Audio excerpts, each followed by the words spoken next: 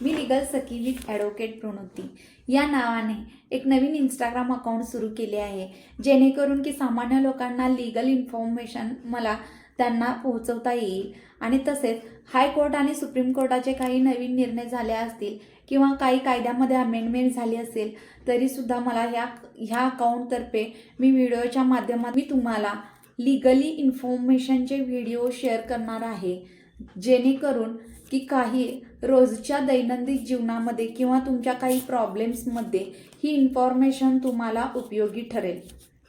आणि तसेच याचप्रमाणे तुम्हाला जर का काही क्युरी असतील किंवा काही तुम्हाला इन्फॉर्मेशनची गरज असेल तर तुम्ही मला कमेंटमध्ये सुद्धा सांगू शकता।